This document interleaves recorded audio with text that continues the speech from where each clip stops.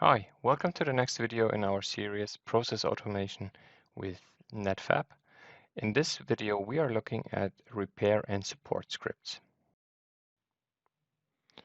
Anyone who has ever printed anything in 3D knows how important it is to repair the component in advance.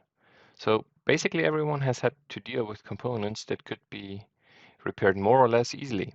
Usually you have to deal with the classics, you know them, right? Holes, inverted triangles, overlapping or intersecting triangles. The small impeller here in the video suffers from the latter. We see many overlays and cutting triangles and edges. In case of a manual repair, the first step would be to separate the solids along the cutting edges.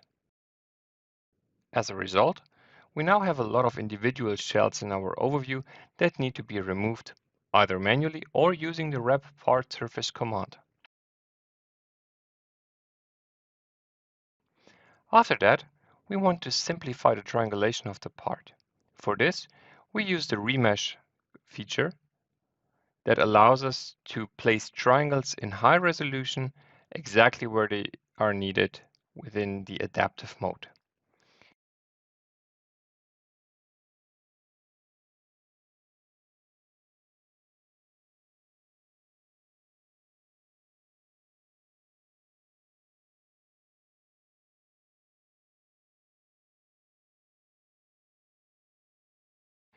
Since we still find some open edges after the remesh, we use the stitch triangles command and connect them properly. Now, how can we automate this process?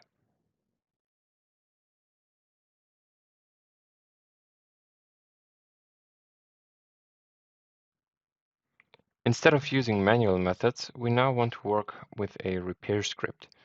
A repair script essentially contains all functions that are available within the repair module.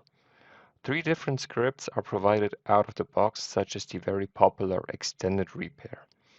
Additionally, I have created a demo script that lists all the activities we did manually in the first part of the video earlier on.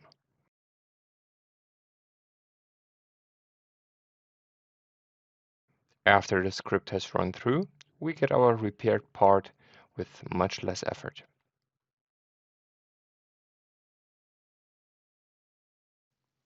We continue with the support generation. Let's take a look at the manual support first. We select the component and go to the support module. If we work manually, the first step is to set the critical angle so that all support surfaces or clusters are colored correctly. Supports can then be assigned individually or in groups to several clusters. Now let's take a volume support for the bottom side.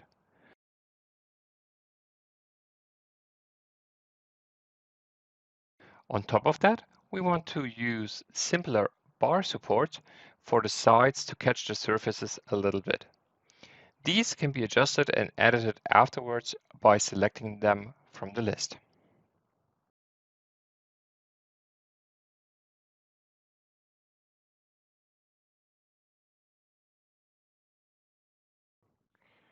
Here as well, we can reduce our effort with the script.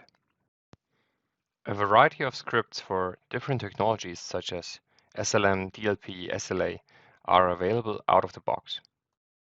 I can take these as a starting point, optimize them, adjust them, or even create my own support script by adding different activities.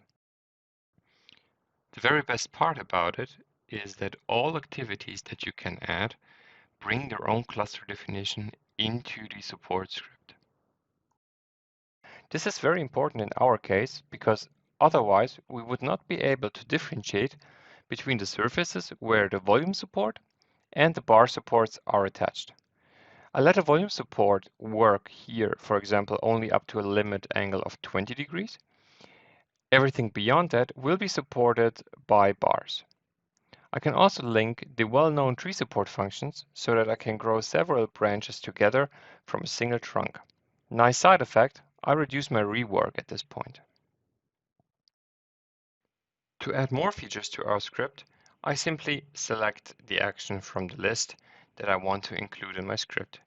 This way, I can easily add a base plate which should make it easier to remove the parts and the support from the build plate, especially if I want to use a wire EDM.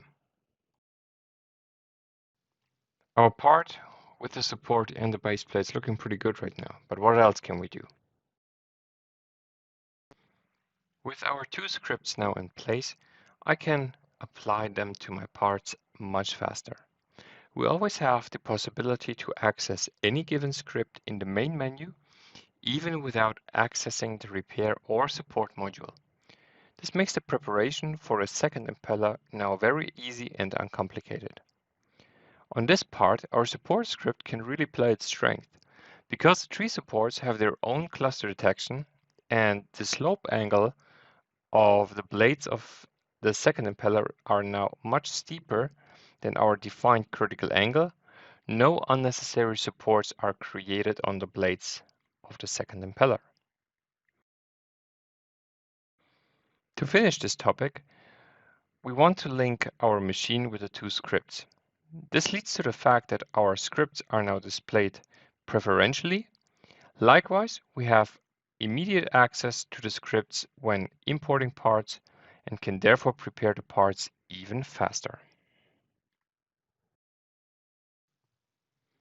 That means for us that we can even repair a part during importing. So let's say we add a third impeller, we can apply our repair script right away during the import process. And as soon as we have the part and we will bring it onto our machine, we can then add the supports directly from the menu that we've already got to know.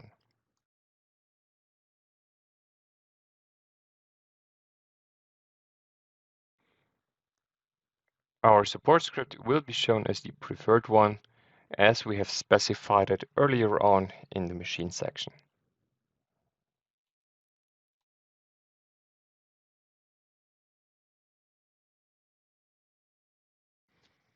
All right, that looks good to me.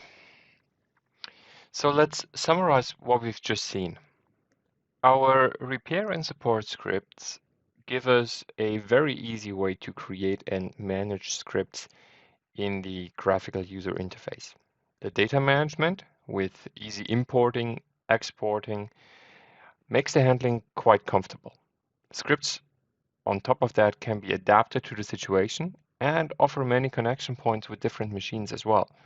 Also, the fact that they can be started from the main menu makes the handling very easy, and users do not have to be experts in script generation to apply them to a part.